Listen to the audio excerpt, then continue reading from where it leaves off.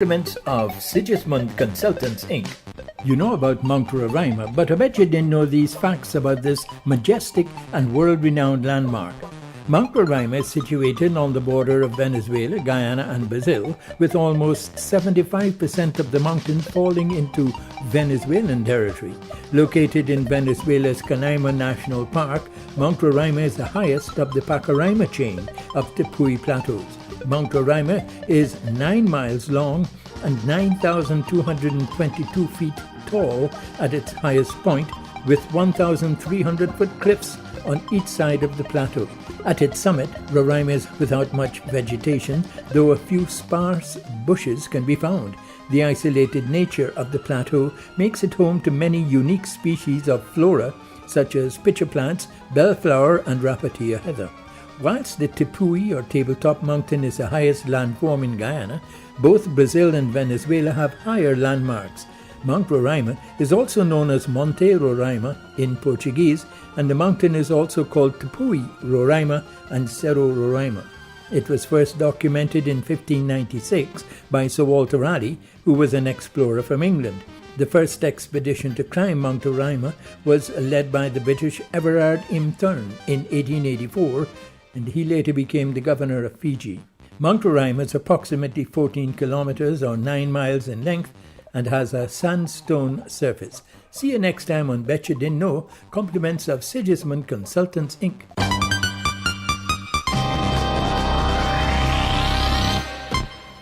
Drink Pepsi Black for max taste, no sugar. Pepsi Black time, 18 hours.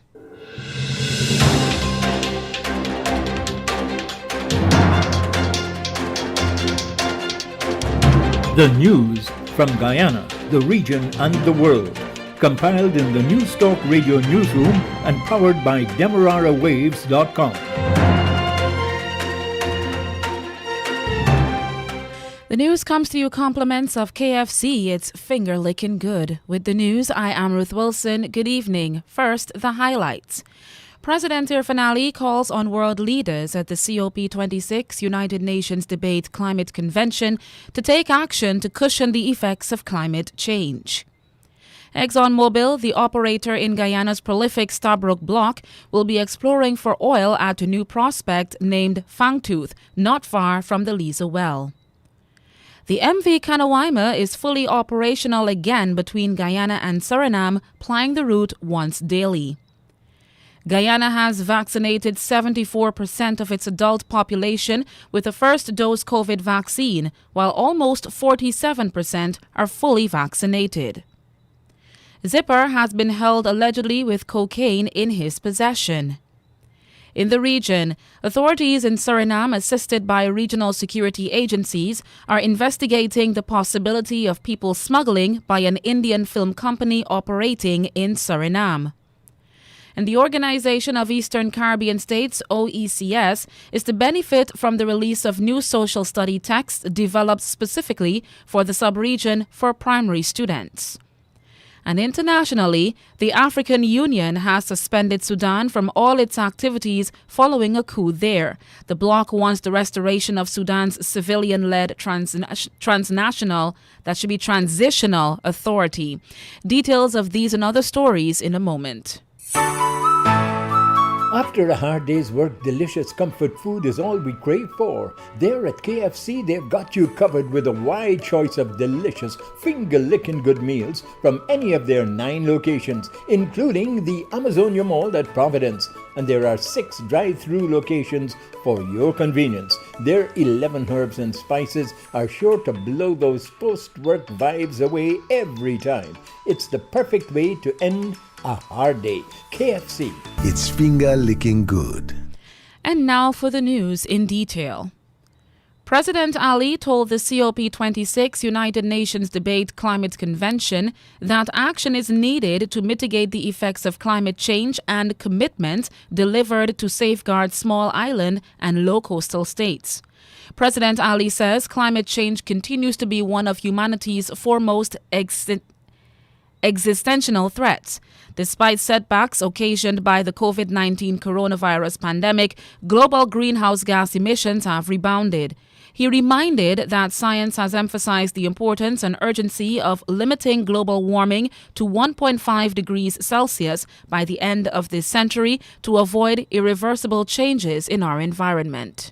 Deep emissions reductions were needed and needed now if we are to limit global warming to 1.5 degrees. We must deliver an outcome at COP26 that demonstrates our resolve to protect human life and biodiversity.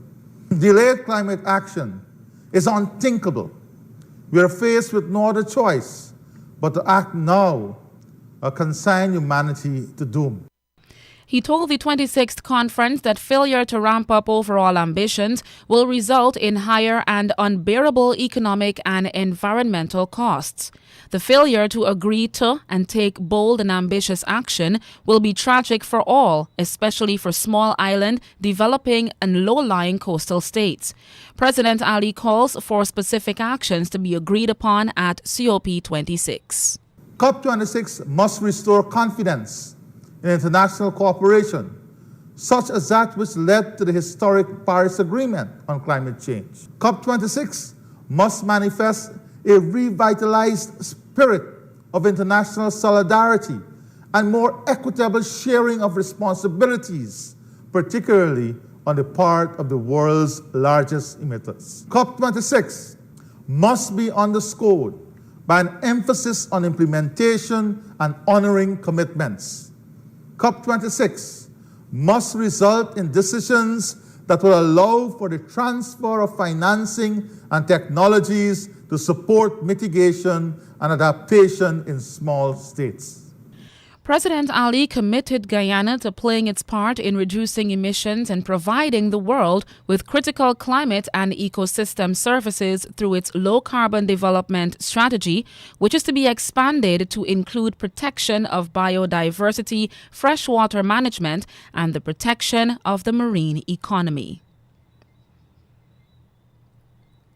CoVenture and Hess say ExxonMobil, the operator in Guyana's prolific Stabroek Block, will be exploring for oil at a new prospect named Fangtooth not far from the Liza well. Hess says the Stena Drillmax left the Stabroek Block following the completion of the Whiptail 1 well and will return in the fourth quarter to drill the Fangtooth prospect. Fangtooth is located 9 miles northwest of Liza 1, from which oil is already being produced. Detailing its production so far from Liza 1, Hess says its net production from the Liza field was 32,000 barrels per day in the third quarter of 2021, compared with 19,000 barrels per day in the prior year quarter. In terms of future developments in the Stabroek Block, the Liza Unity FPSO, with an expected capacity of 220,000 gross barrels per day, arrived at the Stabroek Block on October 25th, and startup of Phase 2 of the Liza field development remains on track for early 2022. The third development, Payara, will utilize the Prosperity FPSO with an expected capacity of 220,000 gross barrels per day. First oil is expected in 2024. A fourth development, Yellowtail, has been identified on the Stabroek Block with anticipated startup in 2025, pending government approvals and project sanctioning. Since July, the operator, Esso Exploration and Production Guyana Limited, has announced the 19th, 20th and 21st significant discoveries at Whiptail, Pinktail and Cataback. Earlier this month, the gross discovered recoverable resource estimate for the block increased to approximately 10 billion, up from the previous estimate of more than 9 billion. The governments of Guyana and Suriname have adjusted the intended tender procedure for the construction of the Quarantine Bridge. The previous tender procedure entails design and feasibility study. Minister of Public Works Juan Edgel has confirmed that an agreement was reached to make the adjustment. The bridge is going to be a design, build, finance, operate, maintain model. So there is a change in the scope, and we're inviting bidders to put in proposals for a design, build, finance, operate, maintain model. In this model, an investor will come in with both the design and the financing. This was decided during President Santoki's recent visit to neighboring Guyana. The current assignment for 8 selected consultancies will be adapted to provide all preliminary designs, preparation and marketing of the intended public-private partnership agreement. Agencies have until December 15, 2021 to submit their bids.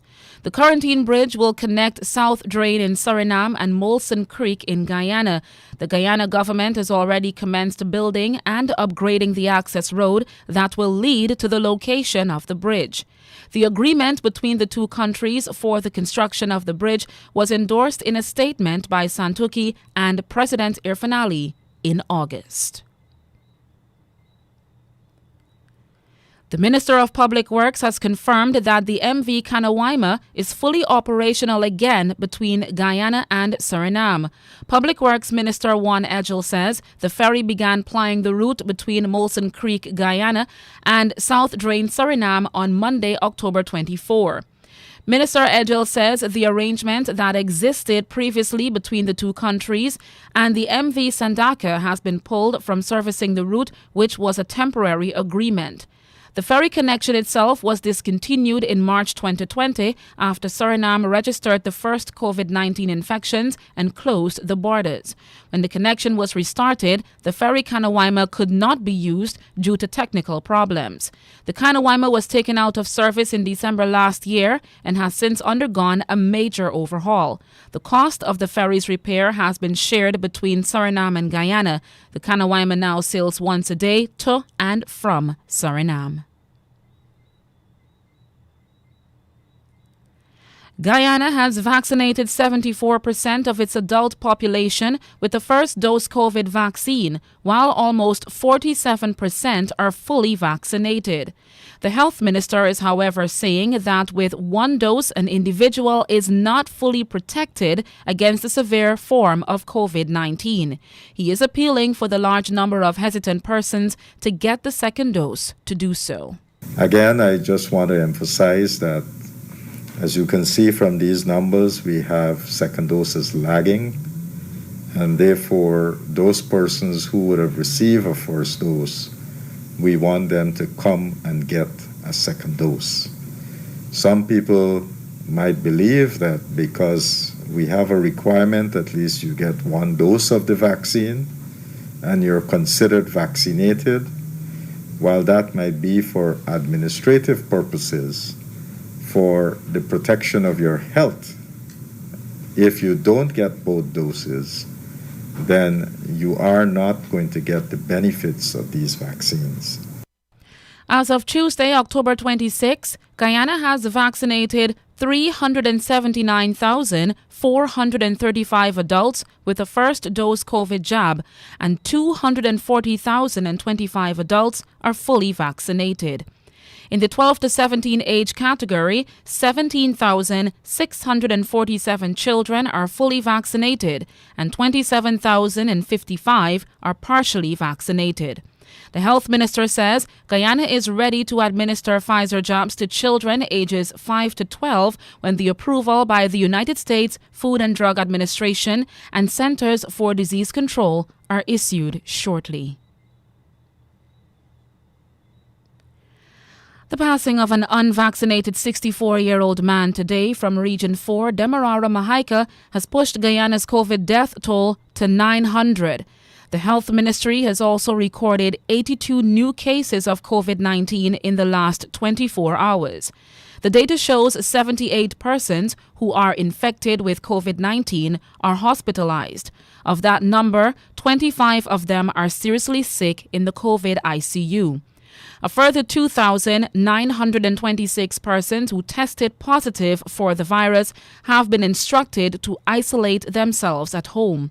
Guyana's total COVID infections since March of 2020 has reached 35,252 cases and 31,328 persons recovered. Region 4 remains the region with the highest number of positive cases, totaling 16,789. A man who has been linked to drug trafficking in the past has been arrested again. This time, the Customs Anti-Narcotics Unit Canoe says 60-year-old Andre Gomes, known as Zipper, has been held with 2 kilograms of cocaine.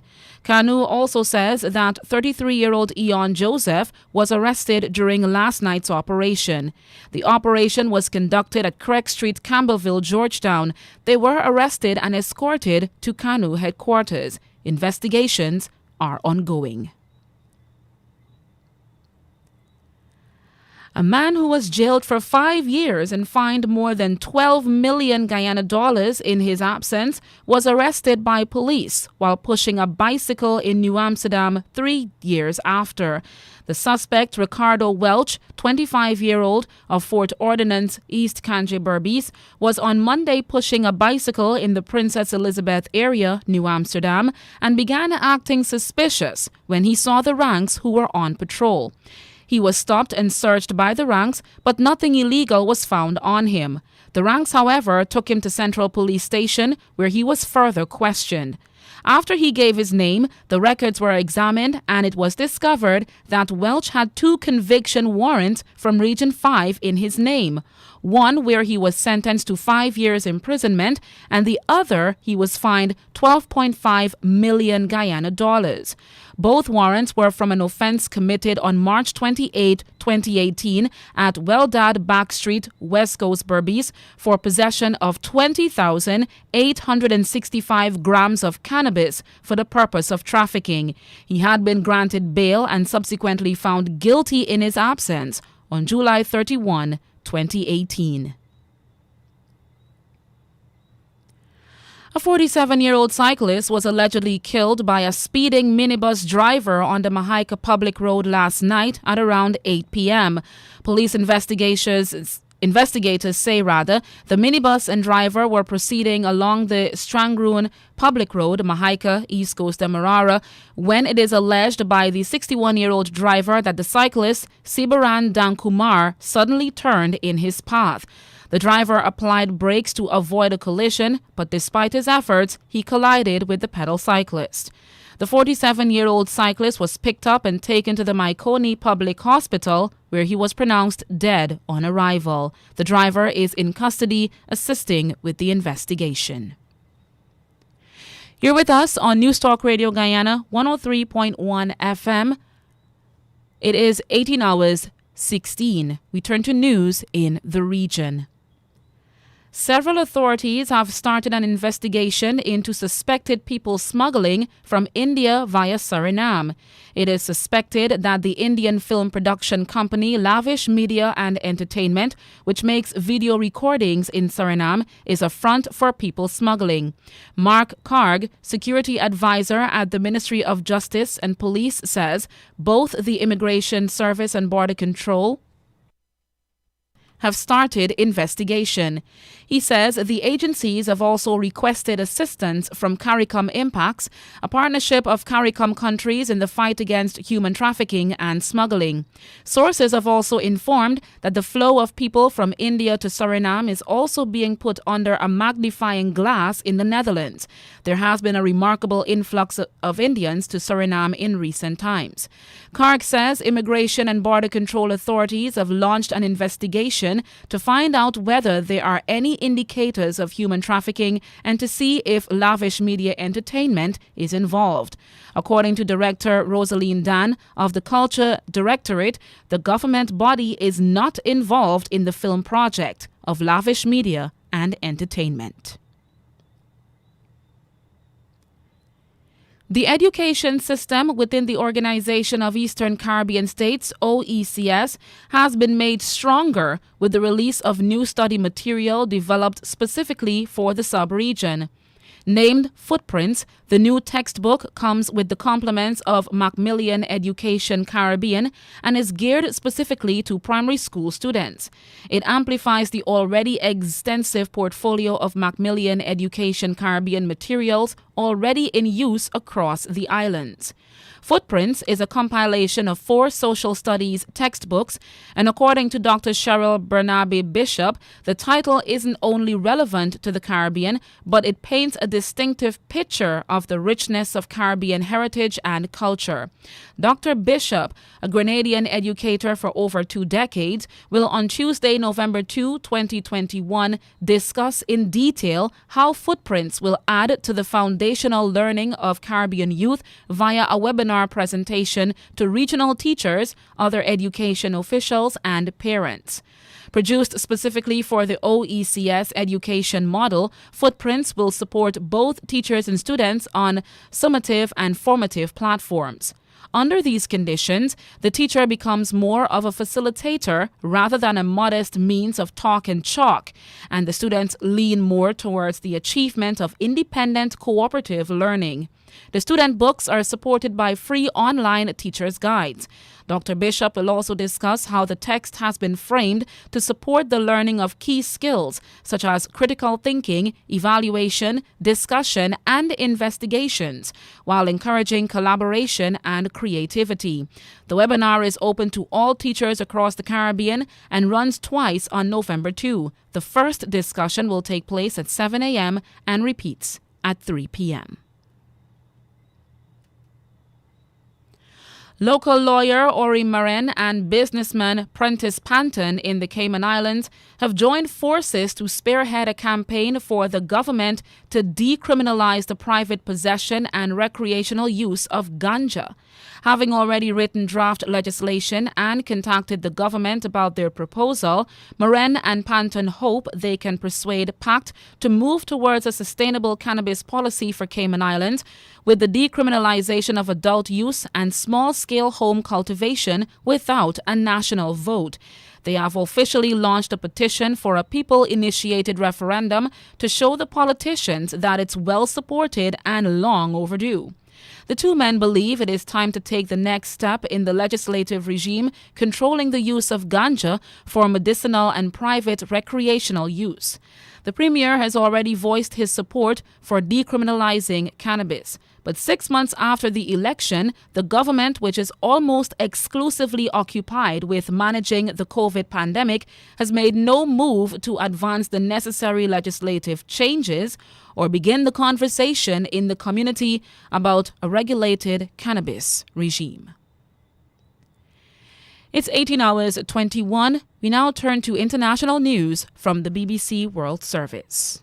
Hello, I'm Moira Alderson with the BBC News. The UN Special Envoy for the Horn of Africa has told the Security Council that Monday's military takeover was a tragic event for Sudan. Parfait Ononga Nyanga said the restoration of constitutional order was critically urgent. The African Union has suspended Sudan until power is handed back to civilians. The World Bank has suspended aid, a move our senior Africa correspondent Anne Soy said would be devastating. Just in September, the World Bank director had gone to Sudan. He was the first World Bank director to visit Sudan in decades, and he promised up to $2 billion in support. Between this month and next month, Sudan was supposed to receive more than $1 billion to support their budget, to support irrigation and electricity projects. But all that now has been cancelled. And apart from that, the US has already suspended $700 million in aid. So it's having a devastating impact on Sudanese. Whether it's going to have an impact on the military is yet another thing. There's been heavy fighting in Ethiopia's Amhara region between Tigrayan forces and federal troops and their allies. Fierce clashes have been reported near the strategic city of Dessie, with both sides claiming victory. Mary Harper reports. Residents of Dessie have told the BBC Tigrayan fighters are about 10 kilometres away. They're also reported to be closing in on another key city, Kombolcha. A senior member of the TPLF, Getachew Reda, has urged residents of the two towns to stay inside their homes. If the Tigrayans seize these places, they'll cut off key supply routes.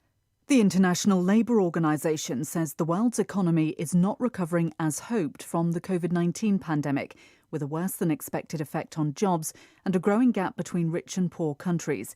Its projection for hours worked this year is more than 4% lower than before the pandemic. It's the equivalent of losing 125 million full-time jobs. Police in the US state of New Mexico say it's too early to say whether they will bring charges in the fatal shooting of a cinematographer on a film set last week. Helena Hutchins was killed when the Hollywood actor Alec Baldwin accidentally shot her during filming. David Willis has the latest. The officials say that they've recovered the gun that fired the fatal shot that killed Helena Hutchins, as well as about 500 rounds of ammunition, including blanks, dummy rounds, and what the Sheriff's Department believes to be live rounds. They say that they've also recovered the lead projectile that they believe killed the cinematographer, and that was recovered from the shoulder of director Joel Souza, who was standing just behind her. David Willis reporting. This is Moira Alderson with the latest world news from the BBC. A leading human rights group in Russia has said the number of people deemed to be political prisoners has risen sharply this year. The group, Memorial, has listed 420 people, up nearly 60 from last year. It comes just days before the country marks the annual Day of Remembrance of the victims of political repressions. Memorial says the numbers compare to late Soviet times. Georgia's governing party has gathered tens of thousands of its supporters in the capital Tbilisi ahead of mayoral elections. The political situation is tense in the country following the return from exile of the former president, Mikhail Saakashvili. Rehan Dmitry reports from Tbilisi. Mr. Saakashvili has been on hunger strike for almost 4 weeks. His supporters say his health has deteriorated significantly, and they have urged the authorities to transfer the former leader to a private hospital. However, Georgia's Justice Ministry said that Saakashvili could only receive treatment in a prison hospital. The former president stands accused of 2 counts of abuses of power while in office, and additional charges have been brought against him in recent days. Police in Brazil have uncovered a criminal operation to remove almost a metric ton of gold each year from protected indigenous lands in the Amazon. A statement said the gold was being extracted from the Cuyapo territory in Pará state by wildcat miners who then sold it on to intermediaries. Police said the illegal gold was either sold to Brazilian companies or entered the international markets via Italy. A spokesman said they had issued warrants in 10 Brazilian states. The Saudi authorities have released from prison a Shia activist whose arrest at the age of 17 and subsequent death sentence had provoked an international outcry. Ali al-Nimr had been detained in 2012 for taking part in anti-government protests. BBC News. And that's the news to the moment. KFC cares about you. Have your favorite chicken delivered from a branch near you by ordering online from their Facebook page at KFCGY. That's KFCGY. Remember, their current delivery hours are 9:30 a.m. to 7:30 p.m. Enjoy tasty KFC in the comfort of your home or office. KFC. It's finger licking good. To end the news, here's a recap of the highlights. President Irfan Ali calls on world leaders at the COP26 United Nations Debate Climate Convention to take action to cushion the effects of climate change. ExxonMobil, the operator in Guyana's prolific Stabroek Block, will be exploring for oil at a new prospect named Fangtooth, not far from the Liza well. The MV Kanawaima is fully operational again between Guyana and Suriname, plying the route once daily. Guyana has vaccinated 74% of its adult population with the first dose COVID vaccine, while almost 47% are fully vaccinated. And Zipper has been held allegedly with cocaine in his possession. In the region, authorities in Suriname, assisted by regional security agencies, are investigating the possibility of people smuggling by an Indian film company operating in Suriname. And the Organization of Eastern Caribbean States, OECS, is to benefit from the release of new social study texts developed specifically for the sub-region for primary students.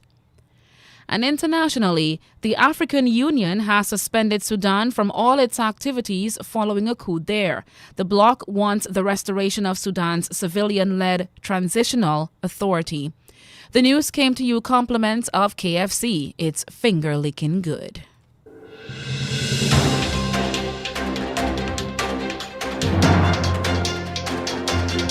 This has been the news, compiled in the News Talk Radio newsroom. For ongoing updates, visit demerarawaves.com, and you can check facebook.com/demwaves and twitter.com/demwaves.